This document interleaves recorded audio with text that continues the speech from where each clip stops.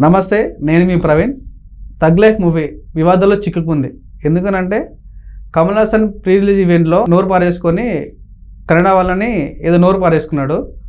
అసలు తగ్ Life movie release అవుతుందా లేదా, ఈ విషయం గురించి తెలుసుకోవడానికి మనతో పాటు శ్రేష్ఠ సార్ ఉన్నాడు, అడిగి తెలుసుకున్నాం. Hi sir. హలో. ఏంటి సార్, ఇప్పుడు Kamal Haasan movie Thug Life movie release చేస్తారా లేదా ఏంటి? చాలా కాలం తర్వాత కమల్ హాసన్ మణిరత్నం కాంబినేషన్లో వస్తుంది తగ్ లైఫ్. Okay sir. దాని మీద అంచనాలు కూడా బాగా ఎక్కువ ఉన్నాయి. ఎందుకంటే మణిరత్నం కమల్ హాసన్ కాంబినేషన్లో దాదాపుగా చాలా కాలం తర్వాత, నాయకుడు సినిమా తర్వాత దాదాపు 30 ఏళ్ళు ఏదో గ్యాప్ ఉంది. Okay sir. చాలా గ్యాప్ తర్వాత వస్తుంది సినిమా వాళ్ళిద్దరు కాంబినేషన్లో. ఇది ప్రపంచవ్యాప్తంగా విడుదలవుతుంది, ఒక చోట తప్ప, ఒక రాష్ట్రంలో తప్ప, కర్ణాటకలో ఆ సినిమాని విడుదల చేయట్లేదు. దానికి కారణం ఏంటంటే చెన్నైలో ఈ ప్రీ రిలీజ్ ఫంక్షన్లో కమల్ హాసన్ ఒక వ్యాఖ్య చేశాడు. ఏంటంటే తమిళం నుంచి కన్నడ భాష పుట్టింది అని చెప్పి చేశారు కామెంట్. దాంతో అక్కడ ఉన్నటువంటి కన్నడిగులకు బాగా కోపం వచ్చింది, అవమానపరిచినట్టు భావించారు వాళ్ళు. దాంతో వివాదం పెద్దదైంది. కమల్ హాసన్ కోర్టుకు వెళ్ళాడు. ఏమెళ్ళాడు, నా సినిమాని రిలీజ్ చేయించేలాగా మీరు డైరెక్షన్ ఇవ్వండి, పర్మిషన్ ఇవ్వండి, థియేటర్లకు భద్రత కల్పించండి, నేనేమి తప్పు మాట్లాడలేదు అని చెప్పి ఆయన కోర్టుకు వెళ్ళాడు. కోర్టు ఏం చెప్పింది, బాబు భూమి, నీరు, గాలి, ప్రాంతము, మతం ఇలాంటివన్నీ కూడా సున్నితమైనట్టు అంశాలు. ఎవరి భాష వాళ్ళకి అభిమానం ఉంటుంది, ఎవరి భూమి మీద వాళ్ళకి అభిమానం ఉంటుంది, ఎవరి నీళ్ళ మీద వాళ్ళకి అభిమానం ఉంటుంది. కాబట్టి మీరు అన్నటువంటి వ్యాఖ్యలు సరిచేసుకుని సారీ చెప్పండి అని చెప్పి కోర్టు చెప్పింది. కర్ణాటక హైకోర్టు చెప్పింది.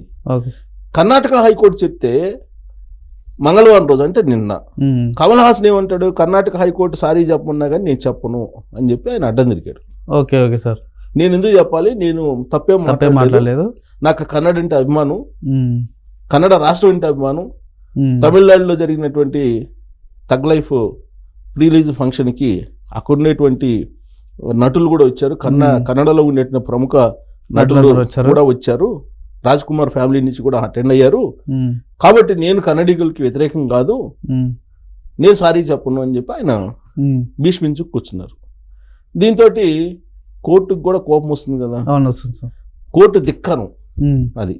మరోవైపు ఏంటి, యడియూరప్ప బీజేపీకి సంబంధించిన లీడర్, బీజేపీ కర్ణాటక మాజీ సీఎం, బీజేపీ వెటరన్ పొలిటీషియన్, ఆయన ఎంటర్ అయ్యాడు. ఆయన ఎంటర్ అయ్యి కన్నడ భాషను మీరు అవమానిస్తారా, సో కాబట్టి సారీ చెప్పాలి, లేదంటే థియేటర్లో మీ సినిమా ఆడదు, సినిమా ఒకవేళ ఎవరిని ఆడిస్తే ఆ థియేటర్ ఉండదు అనేటువంటి యాంగిల్లో వార్నింగ్ ఇచ్చారు ఆయన. సో దాంతో అది సీరియస్ అయింది. ఈ సీరియస్ అయినటువంటి క్రమంలో సినిమా విడుదల చేసేటువంటి పరిస్థితి లేదు. ఇప్పుడేం చేస్తున్నారు, కన్నడ ఛాంబర్ ఆఫ్ ఫిల్మ్ ఉంటుంది కదా, కన్నడ ఫిల్మ్ ఛాంబర్కి సంబంధించినటువంటి వాళ్ళతోటి మాట్లాడుతున్నప్పటికీ ఫిల్మ్ ఛాంబర్ వాళ్ళు ఏమంటారు, సారీ చెప్పమంటారు. ఈయనేమో నేను సారీ చెప్పను కమల్ హాసన్.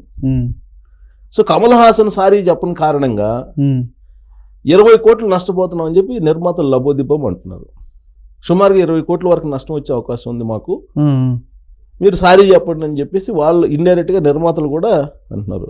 అయితే ఇక్కడ ఈ సినిమా నిర్మాణం ఏంటంటే, మణిరత్నం కానీ కమల్ హాసన్ కానీ యాక్చువల్గా భారీ రెమ్యునరేషన్ తీసుకుంటారు, కానీ ఈ సినిమాలో వాళ్ళు రెమ్యునరేషన్ తీసుకోలేదు. ఇది ఈ cinema highlight. Okay okay sir. లాభాల్లో షేర్ మాత్రమే తీసుకుంటాము, అంతే తప్ప రెమ్యునరేషన్ వద్దని చెప్పేసి అటు మణిరత్నం ఇటు కమల్ హాసన్ ఇద్దరు కూడా ఆ ఒప్పందం మీద ఆ సినిమా చేశారని చెప్పేసి సినిమా వర్గాల్లో వినిపిస్తుంది.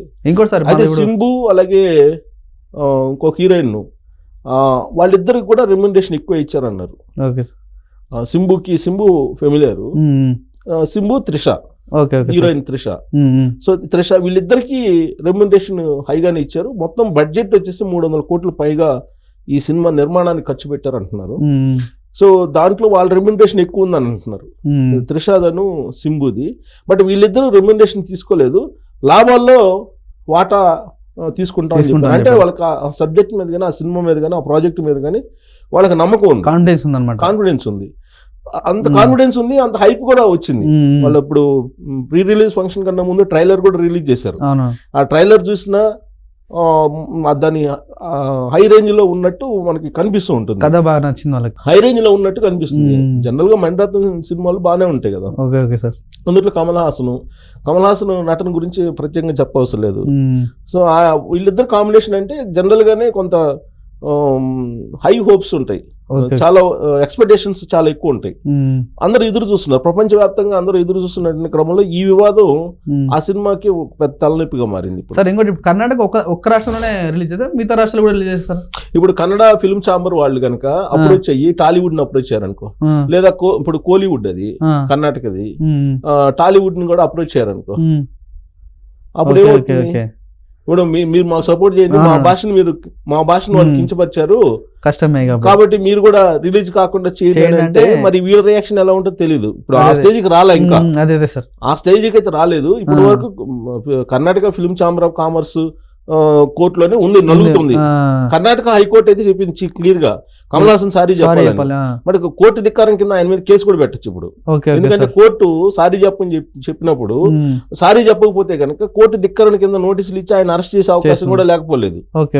అందులో బీజేపీ వాళ్ళు ఎంటర్ అయ్యారు, ఎందుకంటే కర్ణాటక బీజేపీ స్ట్రాంగ్ అక్కడ, బలమైనటువంటి ప్రతిపక్షం కర్ణాటకలో. సో వాళ్ళు ఇప్పుడు ఎంటర్ అయ్యారు. వాళ్ళు అందులో యడియూరప్ప ఎంటర్ అయ్యాడు. యడియూరప్పకి ఫాలోయింగ్ ఎక్కువ ఉంటుంది అక్కడ.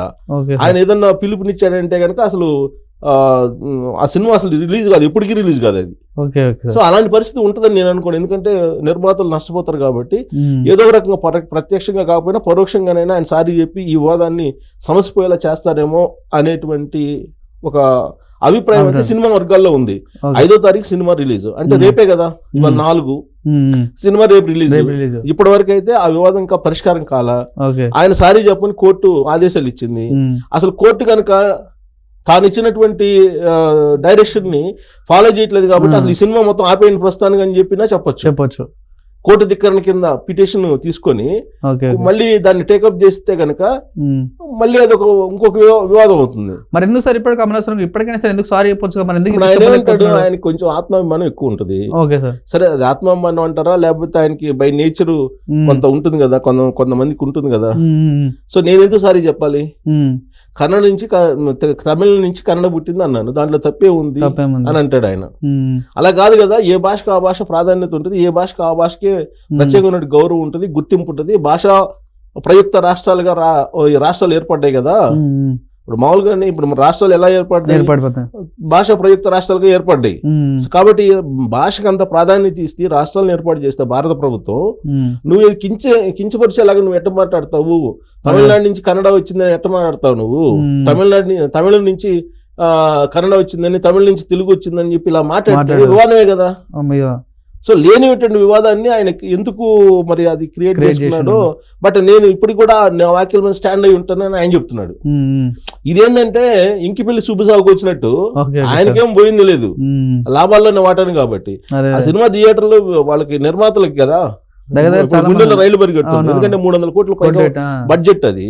ఆ సినిమా ఎక్కడ ఓపెనింగ్స్ తగ్గినా గానీ వాళ్ళకి నష్టం వస్తుంది కదా.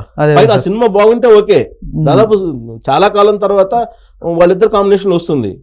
ఈ జనరేషన్ కనెక్ట్ అవుతుందా లేదో తెలియదు. ఆల్రెడీ జనరేషన్ మారింది కదా, 20 సంవత్సరాలు పైగానంటే వాళ్ళిద్దరు కాంబినేషన్ లో జనరేషన్ మారింది. వాళ్ళు తీసినటువంటి సినిమా ఇప్పుడు మణిరత్నం ఆలోచనలతో తీసిన సినిమా ఇప్పుడు జనరేషన్ కి కనెక్ట్ కావాలి కదా, కనెక్ట్ అవుతుందో లేదో తెలియదు.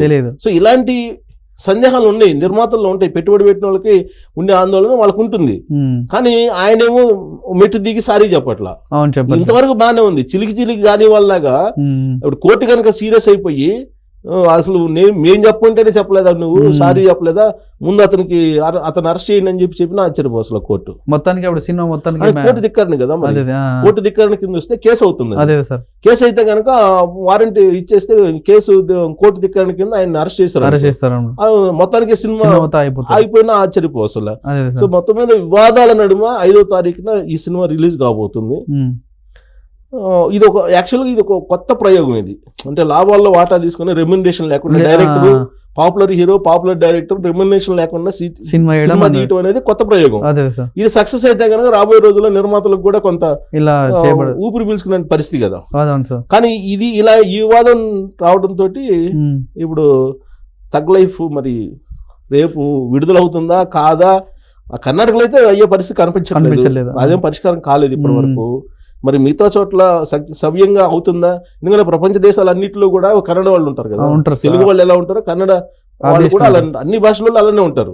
సో భాష అనేది కానీ, ప్రాంతం అనేది కానీ, మతం అనేది కానీ, కులం అనేది కానీ ఎవరికి వాళ్ళకి అభిమానం ఉంటుంది. దాని మీద నువ్వు కించపరిచేలా మాట్లాడినప్పుడు దాన్ని ఎవరు కూడా క్షమించరు కదా. అందుకే కోర్టు మధ్య మార్గం ఏం చెప్తుందంటే సారీ చెప్పమని. అదే సార్, జరిగి అదేదో మాట్లాడాను, నేను మాట్లాడిన మాటలు వెనక్కి తీసుకుంటున్నానని చెప్తే అయిపోతుంది. కానీ ఆయన నేను సారీ చెప్పను అని చెప్పి ఓపెన్ స్టేట్మెంట్ ఇచ్చాడు మంగళవారం రోజు. ఇది కోర్టుకి ఈ క్లిప్ తీసుకెళ్లి మీడియాకి సంబంధించినటువంటి వీడియోనో లేకపోతే క్లిప్ తీసుకెళ్లి కోర్టుకి సబ్మిట్ చేసి కోర్టు ధిక్కరణ కింద ఎవరైనా పిటిషన్ వేశారనుకో, అప్పుడు ఇంకా కొద్దిగా ఇబ్బంది అవుతుంది. సో అలాంటి ఇబ్బంది రాకూడదు అనుకుందాం. మరి తగ్ లైఫ్ చాలా కాలం తర్వాత కమల్ హాసన్ నటించిన సినిమా వస్తుంది కాబట్టి మరి రేపు చూడాలి దీని ఏంటి అప్డేట్ అనేది.